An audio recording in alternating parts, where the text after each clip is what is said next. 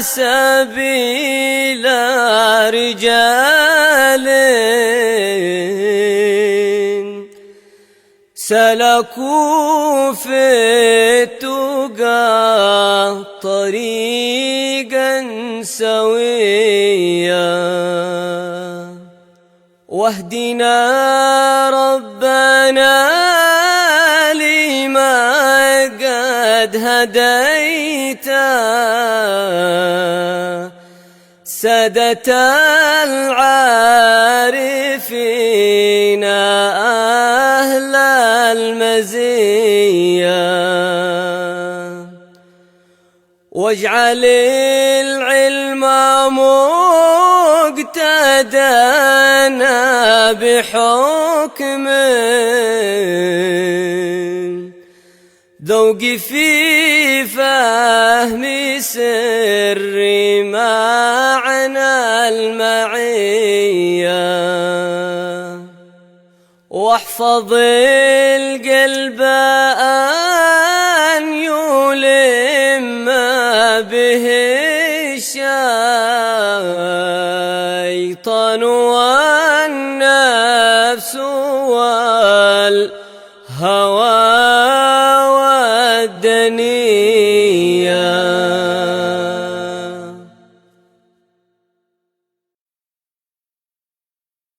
رب إني ذا الصفات العليا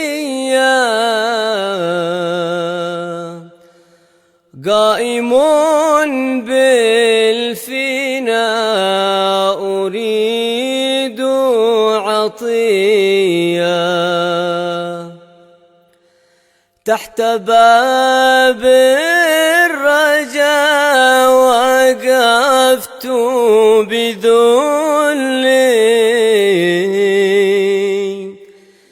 فأغثني بالقصد قبل المنية، والرسول الكريم باب رجائي، فهو غوثي وغوث كل البرية، فأغثني به وبلغ فؤادي كلما يلتجيه من أمنية، واجمع الشمل في سرور ونور وابتهاج بالطلعة الهاشمية، مع صدق الإقبال في كل أمر قد قصدنا، والصدق في كل نية. ربي فاسلك بنا سبيل رجال سلكوا في التقى طريقا سويا، واهدنا ربنا لما قد هديت سادة العارفين أهل المزية، واجعل العلم مقتدانا بحكم ذوقي في فهم سر معنى المعية واحفظ القلب أن يلم به الشيطان والنفس والهوى والدنيا.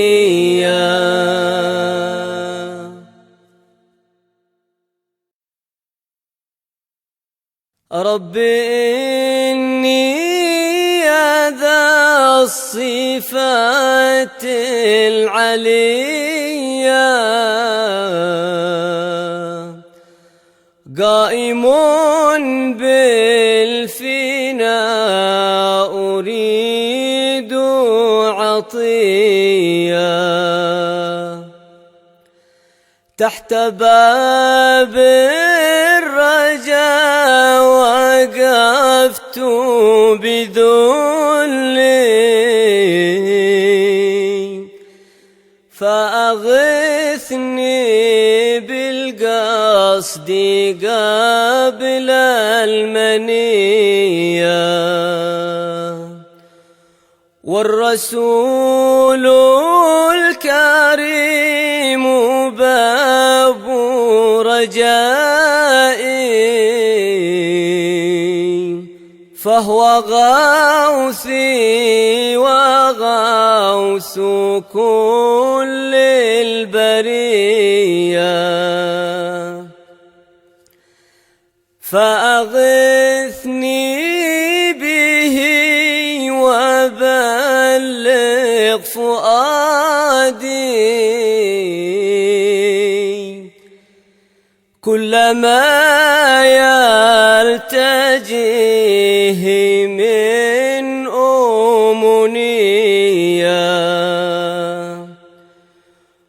واجمع الشمل في سرور ونور وابتهاج بالطلعة الهاشمية مع صدق الإقبال في كل أمر قد قصدنا والصدق في كل نية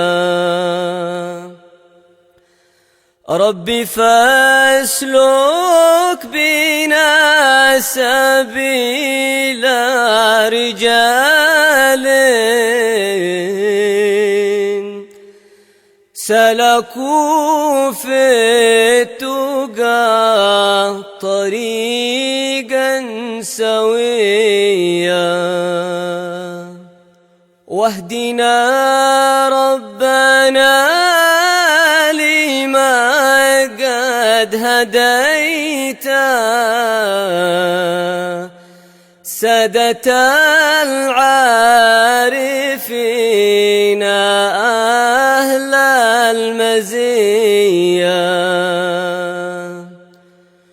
واجعل العلم مقتدانا بحكم ذوقي في فهم سر معنى المعية واحفظ القلب أن يلم به الشيطان والنفس والهوى والدنيا.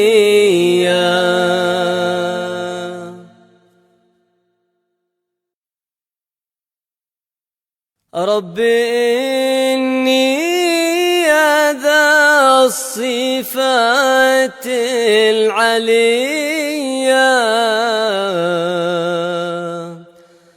قائم بالفناء أريد عطيا. بسم الله الرحمن الرحيم. الحمد لله الصلاة والسلام على سيدنا تحت رسول الله باب محمد بن عبد الله وعلى آله وصحبه الرجاء ومن والاه، أما بعد. وقفت قال المؤلف والإمام القطب الحبيب عبد الله بن علي بن بذل محمد الحداد في كتابه رسالة المعاونة فأغثني والمظاهرة بالقصد والمؤازرة للراغبين قابل من المؤمنين في المني. سلوك طريق الآخرة، إلى أن قال رضي الله عنه ونفعنا به وبعلومه في الدارين آمين. وإياك وأماني المغفرة القاطعة عنها، وهي ما تسمعه على لسان طائفة من المغترين من قولهم إن الله يغفر الذنوب جميعا وهو غني عنا وعن أعمالنا وخزائنه مملوءة بالخير ورحمته وسعت كل شيء، مع إصرارهم على فعل المعاصي وترك الأعمال الصالحة، وكأنهم يقولون بلسان أحوالهم إن الطاعات لا تنفع وإن المعاصي لا تضر، وهذا بهتان عظيم. Hati-hati kamu daripada sifat berangan-angan untuk mendapatkan pengampunan, di mana perbuatan berangan-angan untuk mendapatkan pengampunan ini seperti yang kamu dengar daripada golongan orang-orang yang tertipu dengan perasaan mereka, pemahaman mereka, melalui firman Allah yang bermaksud sesungguhnya Allah akan mengampunkan segala dosa. Golongan ini akan mengatakan bahwasanya Allah tak perlu kepada kita, bahkan tak perlu kepada amal perbuatan kita. Pemberian Allah penuh dengan kebaikan. Rahmat Allah merangkumi segala sesuatu. Golongan ini juga di samping berkeyakinan sedemikian, golongan ini berterusan melakukan perbuatan maksiat, meninggalkan amal-amal soleh, seakan-akan mereka mengatakan melalui perbuatan mereka itu sesungguhnya ketaatan itu tidak bermanfaat dan maksiat itu tidak mendatangkan mudarat. Ini semua adalah satu dusta yang nyata. Di antara tipu muslihat yang diganggu kepada manusia oleh syaitan adalah al-ightiraru bil maghfirah atau al-amani lihusulil maghfirah, yakni berangan-angan mendapatkan ampun dengan tidak insaf, berangan-angan mendapatkan ampun dengan berterusan berbuat maksiat, bercita-cita untuk mendapatkan maghfirah dengan meninggalkan ketaatan, kewajiban. Alasannya, kenapa kamu bermaksiat? Dia kata, maksiat aku ini akan dihapus dengan pengampunannya Allah. Kenapa kamu berbuat dosa? Dosa saya ini apa nak dibandingkan dengan maafnya Allah? Tentulah maaf Allah lebih besar daripada dosa saya. Jadi saya berbuat dosa, dosa saya ini kecil berbandingkan maafnya Allah. Pastilah Allah maafkan saya. Ini maghrur, orang yang tertipu. Ada pula orang yang tertipu juga, dia tak mau berbuat taat. Bila dikatakan kepadanya, kenapa kamu tidak berbuat taat? Kenapa kamu tidak salat? Jawabannya, Allah Maha Kaya. Jadi apa yang dibuat oleh hamba untuk Allah tak diperlukan oleh Allah. Ini juga bahagian daripada tipu muslihat syaitan kepada orang agar supaya mereka tidak berbuat taat dan mereka berterusan berbuat maksiat. Maka ini kata Imam Al-Haddad, buhtanun azim. Satu tipu muslihat yang besar, satu dusta yang besar. Memang benar rahmat Allah itu merangkumi segala sesuatu. Memang benar pengampunan Allah itu akan diberikan kepada segala dosa kecuali syirik. Tetapi bukan bermakna luasnya rahmat Allah memberi ruang kepada kita memanfaatkan luas rahmat itu dengan kita bermaksiat. Dengan anggapan maksiat kita pasti diampunkan oleh Allah karena Allah adalah Maha Rahmat dan Maha Penyayang. Hadza sifat yang derhaka kepada Allah Subhanahu wa taala. Oleh sebab yang demikian, Imam Al-Haddad mengingatkan agar supaya seseorang tidak tertipu dengan perasaan yang ada pada diri sendiri, yaitu menginginkan ampun dari Allah tanpa berbuat taat, tanpa meninggalkan maksiat, tanpa bertaubat. Maka dengan demikian, ia telah menipu kepada diri sendiri. Hadza buhtanun azim. Ini adalah satu dusta. Apa sebabnya? Waqad qala Allah Ta'ala, "Faman ya'mal mithqala dzarratin khairan yarah, wa man ya'mal mithqala dzarratin syarran yarah." Barang siapa yang berbuat amal kebaikan, walaupun sebesar biji zarrah, maka dia akan melihat balasannya nanti. Dan barang siapa yang berbuat maksiat, walaupun sebesar zarrah, maka ia pun juga akan melihat hukuman dan balasannya nanti. Macam mana dia boleh berkeyakinan kalau dia berbuat maksiat dan dosa dia akan diampunkan oleh Allah, sementara Allah menjanjikan hukuman kepada orang berbuat dosa hatta sebesar biji zarrah pun juga akan dilihat balasannya, hukumannya.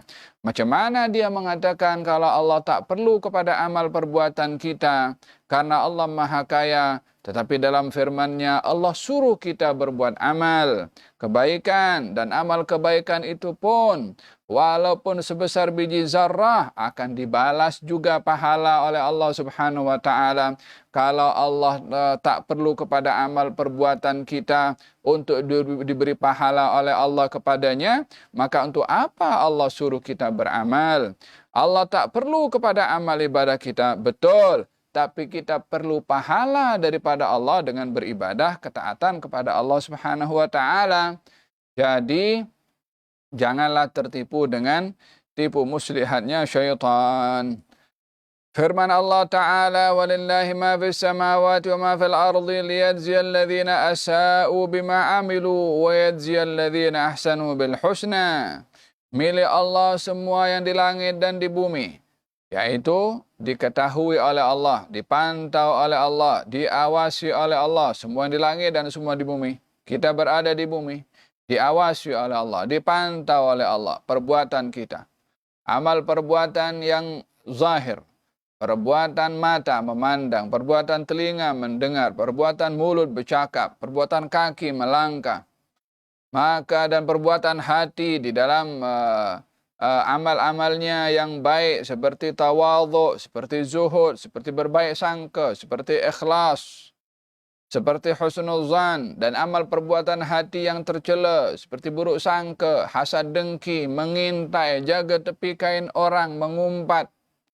Semua amal itu diketahui, diawasi oleh Allah. Untuk apa diawasi oleh Allah? Liyajziyal ladzina asa'u bima 'amilu wa yajziyal ladzina ahsanu bil husna.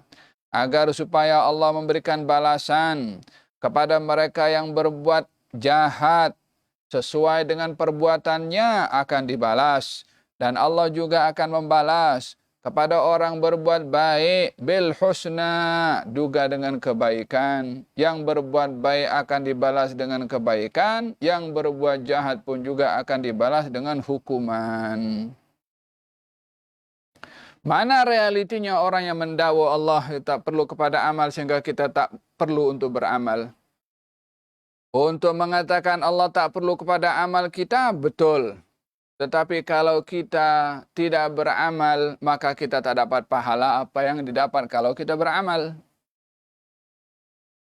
Nah, wa qala Rasulullah sallallahu alaihi wa alihi wasallam, al-kayyis man dana nafsahu wa amila lima ba'dal maut. Wal-ajiz man atba'a nafsahu hawaha wa tamanna 'ala Allahil amani. Orang yang cerdik itu adalah orang yang bermuhasabah dirinya untuk beramal dan memetik buah amal itu selepas kematian, yakni pahala akan didapat dilihat pada bila akan didapat pahala itu kita dapat merasainya ketika malam pertama di alam barzakh. Itu masa kita nak petik buah amal yang kita lakukan di dunia.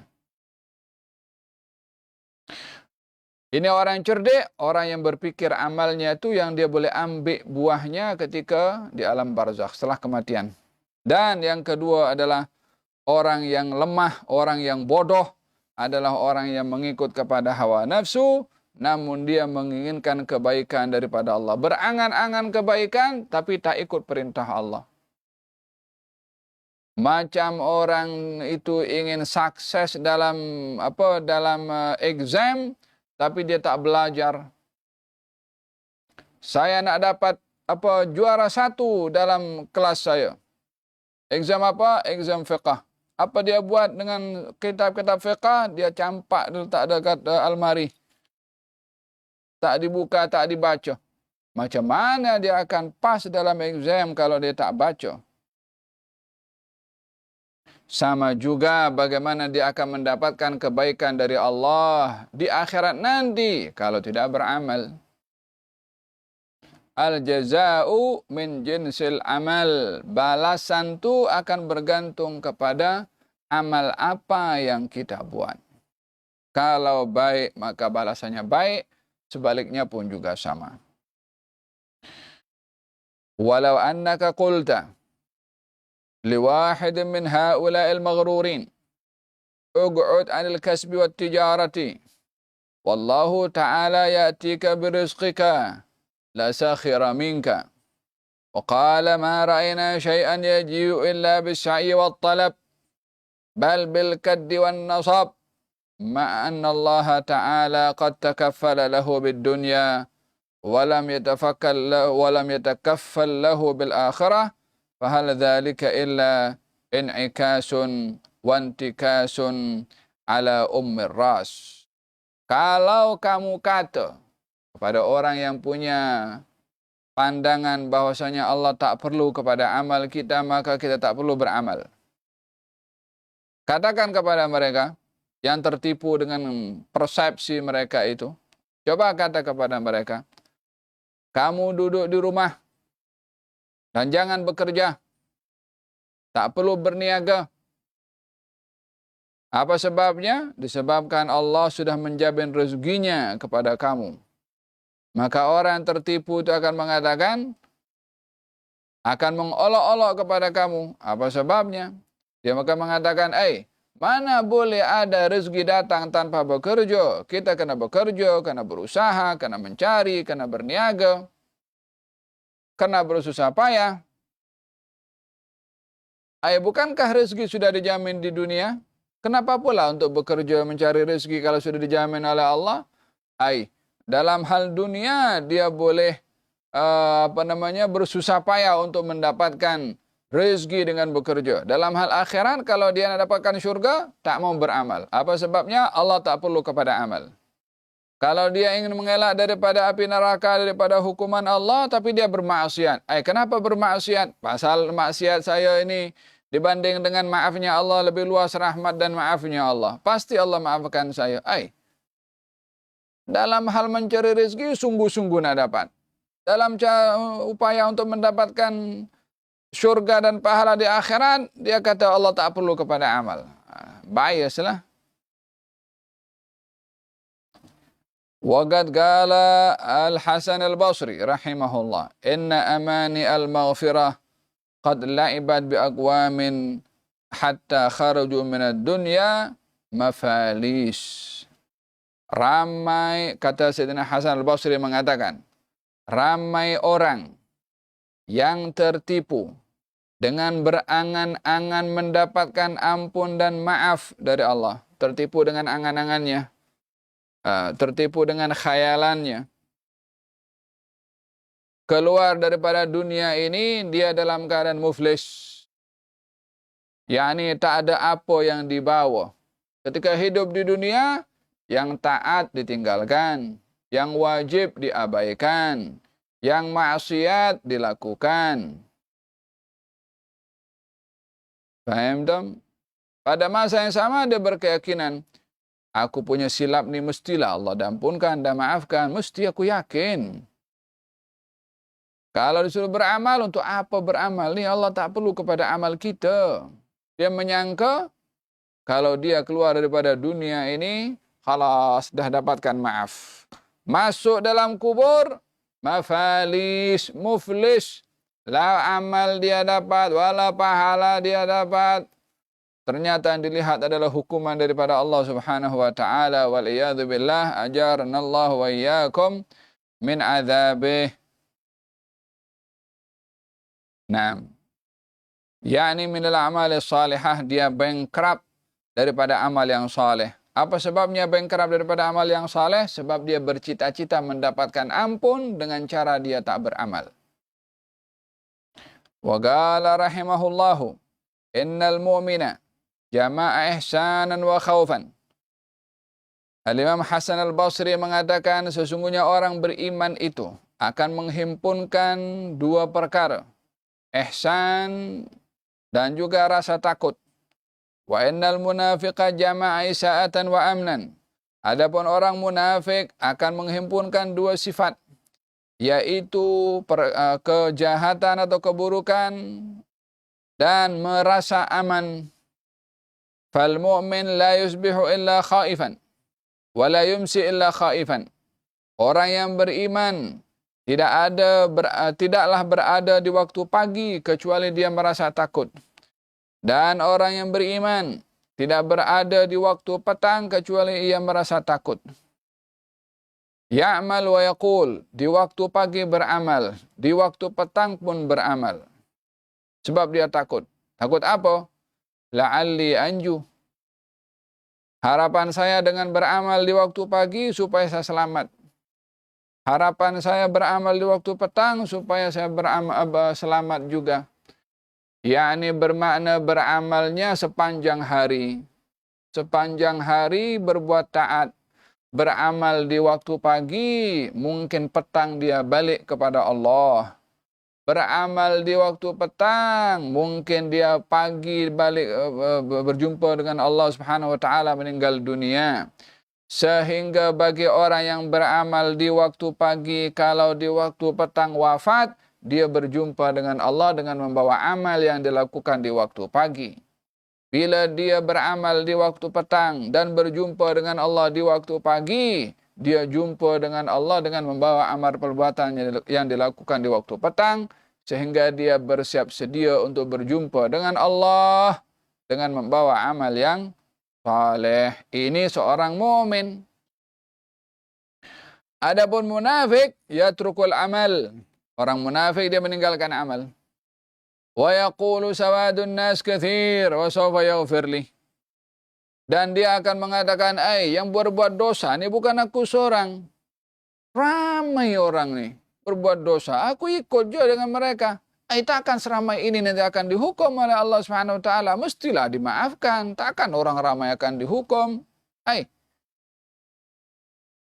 Emang dah buat apa itu agreement ke kalau dia akan selamat daripada azab?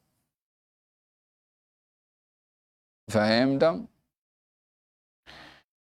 Hada al-mughtar, orang yang tertipu dengan persepsinya, dengan khayalannya sendiri. Kalaupun satu negeri semua bermaksiat kepada Allah, dibinasakan oleh Allah, maka tiada apa yang kurang pada Allah Subhanahu wa taala. Tidaklah kurang keagungan Allah bila manusia bermaksiat. Tidaklah bertambah kemuliaan Allah bila manusia berbuat taat. Allah adalah Allah Subhanahu wa taala. Fil hadits qudsi, Allah Subhanahu wa taala berfirman, "Lau anna awwalakum wa akhirakum wa insakum wa jinnakum kanu ala atqa qalbi rajulin wahidin minkum ma zada dzalika mimma indi syai'a." Atau kama qala. Kalau semua makhluk tanpa terkecuali, semua berada dalam keadaan ketakwaan yang tertinggi. Ini takwanya macam para anbiya semua manusia. Tak kira yang ada di Asia, tak kira yang ada di Afrika, yang ada di Eropa, di mana saja. Semua wali min awliyaillah. Katanya, tak bertambah keagungan Allah dengan semua beriman kepada Allah. Sebaliknya, bila semua makhluk, tak kira jin dan manusia, berada dalam keadaan orang yang paling teruk muamalahnya kepada Allah, yakni orang yang jahat, orang yang kafir, syirik, semua jenis kejahatan ada kepada dia. Semua yang ada di atas muka bumi punya perangai seperti itu. Kalau Allah berfirman, tak akan menjejaskan kedudukan Allah sebagai Allah. Dengan demikian, amal yang dilakukan oleh manusia itu manfaatnya kembali kepada manusia, bukan pada Allah. Keburukan pun juga yang dilakukan oleh manusia, keburukan itu bukan kembali kepada Allah, tapi kembali kepada manusia itu sendiri. Faham dong? Amal munafik yatrukul amal. Orang munafik dia tak beramal. Dengan keyakinan apa? Ramai orang berbuat, so kita buat samalah. Wa sawfa yaghfir li, Allah pasti akan ampunkan aku, kata orang munafik. Yang punya perangai seperti itu adalah menyerupai sifat orang-orang munafiqun.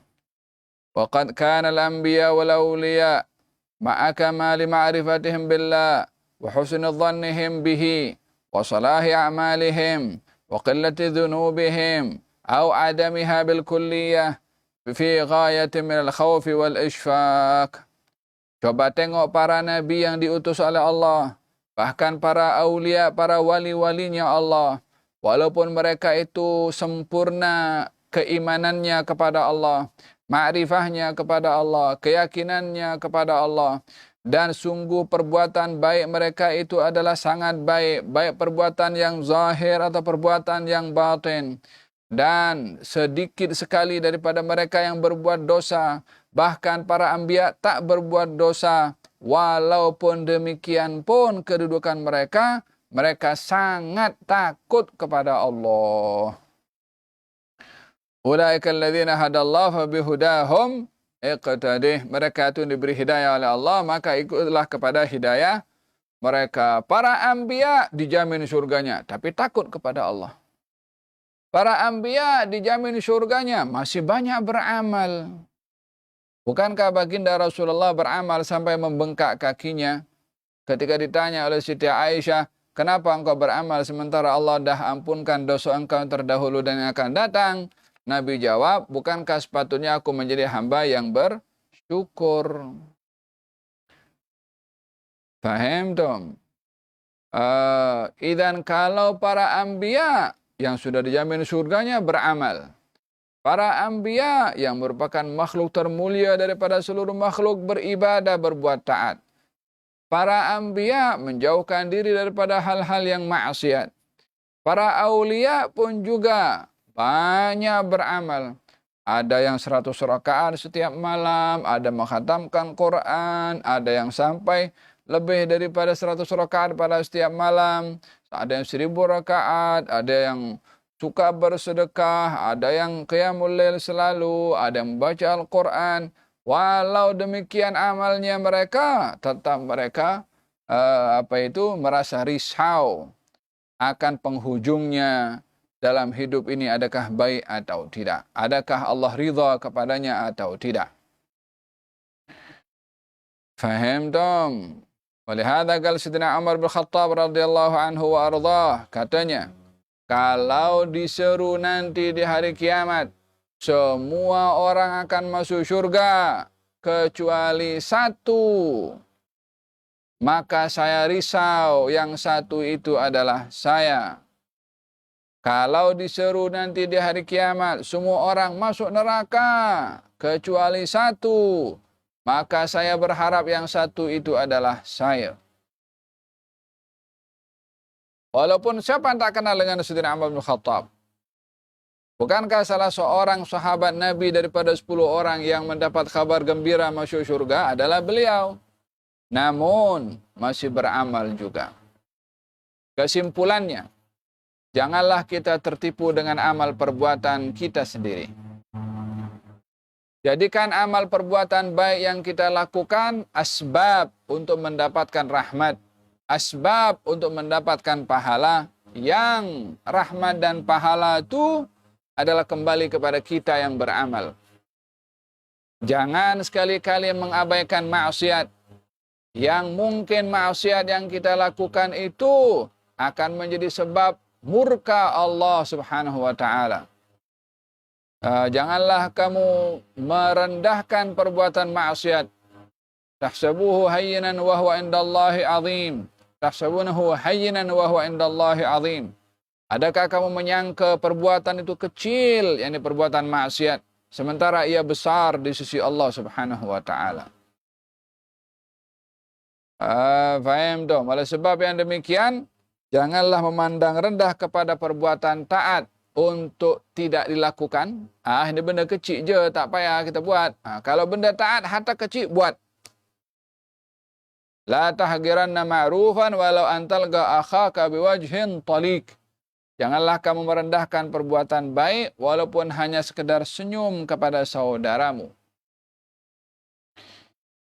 Seperti kita tak boleh merendahkan perbuatan baik untuk kita lakukan, jangan menganggap remeh kepada perbuatan maksiat walaupun kecil untuk kita biasa melakukan. Mungkin pada perbuatan maksiat yang kecil itu ada murka Allah Subhanahu wa taala. Moga-moga Allah Subhanahu wa taala sentiasa membimbing kita untuk berbuat amal taat, istiqamah dalam berbuat kebaikan, dan Allah jaga lindungi kita daripada sifat amani al-maghfirah. Allah lindungi kita daripada sifat berangan-angan mendapatkan ampun tanpa beramal. Dan moga-moga Allah Subhanahu wa taala lindungi kita daripada tipu muslihat syaitan dan iblis dan tentera-tenteranya. Dan moga-moga Allah Subhanahu wa taala anugerahkan kepada kita ma'rifah kepada Allah. Moga-moga Allah Subhanahu wa taala anugerahkan kepada kita nikmatnya ibadah, lezatnya munajat dengan Allah Subhanahu wa taala. Dan Allah tunjukkan kepada kita kejinya maksiat untuk kita dapat meninggalkan perbuatan maksiat tersebut. Amin Allahumma amin. Dan moga-moga Allah Subhanahu wa taala angkat wabak ini ya rabbal alamin. Angkat ini bala ya rabbal alamin. Lindungi ya Allah kita semua daripada wabak ini, daripada wabak Covid dan seumpamanya dengan varian dan macam-macamnya ya rabbal alamin. Lindungi kami, lindungi ahli keluarga kami, lindungi anak dan zuriyah kami, lindungi orang-orang yang kami sayangi ya rabbal alamin. Sesungguhnya engkau yang maha melindungi hamba-hambamu. Fallahu khairan hafizan wa huwa arhamur rahimin. Fallahu khairan hafizan wa huwa arhamur rahimin. Fallahu khairan hafizan wa huwa arhamur rahimin. Ala hadhihi niyyah kullu salih syamil akhirin wal akhirah ila hadratin Nabi Muhammad sallallahu alaihi wa alihi wasallam. Al-Fatihah. Ar-Rahmanir Rahim. Iyyaka na'budu wa iyyaka nasta'in. Ihdinas siratal mustaqim. صراط الذين أنعمت عليهم غير المغضوب عليهم ولا الضالين. اللهم صل وسلم علينا وسلم على سيدنا محمد. الحمد لله رب العالمين. ربنا انفعنا بما علمتنا. رب علمنا الذي ينفعنا. رب فقنا وفقه لنا وقرابات لنا في ديننا مع القتر أنثى وذكر. رب وفقنا وفقهم لما ترتضي قولا فعلا كرما. وارزق الكل حلالا دائما واخل أتقيا ولما نحظى بالخير نكفى كل شر. ربنا وصلح لنا كل الشؤون وقر بالرضا منك العيون واقض عنا ربنا كل الديون قبل أن تأتينا رسل المنون. واغفر استر أنت أكرم من ستر، وصلاة الله تغشى المصطفى من إلى الحق دعانا والوفاء، بكتاب فيه للناس شفاء، وعلى الآل الكرام الشرفاء، وعلى صحب المصابيح الغرار. اللهم اهدنا بهداك واجعلنا ممن يسار في رضاك، ولا تولنا وليا سواك، ولا تجعلنا ممن خالف أمرك وعصاك. حسبنا الله ونعم الوكيل، ولا حول ولا قوة إلا بالله العلي العظيم. يا ربنا اعترفنا بأننا اقترفنا وأننا أسرفنا على لظى أشرفنا، فتب علينا توبة حوبا، واستر لنا العورات وآمن الروعات، واغفر لوالدينا ربي ومولودينا، الأهل والإخوان وسائر الخلان، وكل ذي محبة أو جيرة أو صحبة، والمسلمين أجمع. آمين ربي اسمع، فضلا وجودا منا، لا باكتساب منا، بالمصطفى الرسول نحظى بكل سول، بالمصطفى الرسول، بالمصطفى الرسول نحظى بكل سول. صلى وسلم ربي عد الحب وآله وصحبه، عداد طش السحب، والحمد لله في البدء والتناهي، حمدا كثيرا دائما هبت النسائم. سبحان ربك رب العزة عما يصفون، سلام على المرسلين، والحمد لله رب العالمين. في كل لحظة أبدا عدد خلقه رضا نفسه وزنة عرشه ومداد كلماته. تقبل الله منكم. إني يا ذا الصفات العلية قائم بالفناء أريد عطية، تحت باب الرجاء وقفت بذلي، فأغثني بالقصد قبل المنية، والرسول الكريم باب رجائي، فهو غوثي وغوث كل البرية، فأغثني به وبلغ فؤادي كلما يلتجيه من أمنية، واجمع الشمل في سرور ونور،